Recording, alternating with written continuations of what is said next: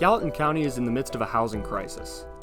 In the past 5 years, we've seen housing prices increase exponentially, and it's causing residents to lose their ability to pay for housing, leading them to living out of their vehicles or leaving Bozeman altogether.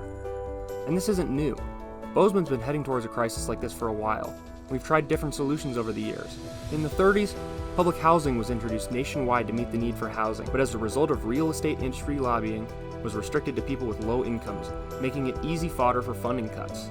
Other places in Montana have public housing, but Bozeman never had a public housing authority to administer the program.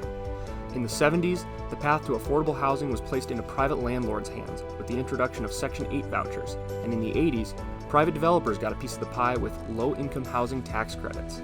These programs have been in use since then, but have mostly been a band-aid solution.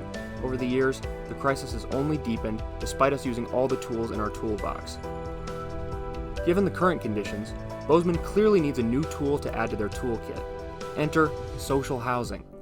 Social housing is a self-sustaining method of permanently affordable, mixed-income housing development.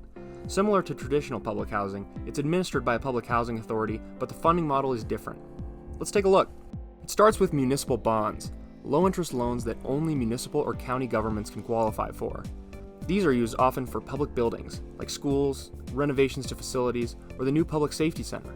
The use of municipal bonds allows social housing developments to be cheaper to build than private ones, as well as not being reliant on constantly threatened federal funding or depleting traditional funding pools for affordable housing.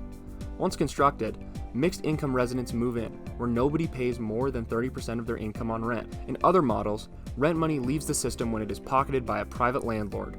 But due to social housing being publicly owned and not driven by profits, all rent money goes to building maintenance and paying off the loans. Once the loans are paid off, that extra rent can be reinvested towards more social housing developments. Since there is revenue coming in from affordable rents, there is no need to increase taxes in order to sustain the development. This is the beauty of the model, the ability for the housing to fund itself and grow the program. For example, let's try reimagining a project like the Black Olive as social housing. All the units and amenities are the same, but because the priority is affordability and not profits, half of the units can serve lower income levels. 5 units could serve those 0 to 30% AMI, such as ski lifties, bakers, or those on fixed income. 8 units could serve those earning 30 to 50% AMI, such as teachers, construction laborers, or graduate students. 14 units could serve those earning 50 to 80% AMI, such as paramedics, accountants, or civil engineers. The remaining 20 units could serve those earning 80 to 120% AMI, such as nurses, IT managers, or professors. All rents are reinvested to more affordable housing. So how can we get social housing in Gallatin Valley? The first step is establishing a public housing authority.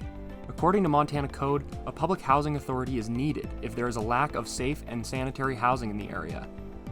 Once the housing authority is established, they can get to work, firing up the gears towards providing everyone in Gallatin Valley with safe and secure affordable housing.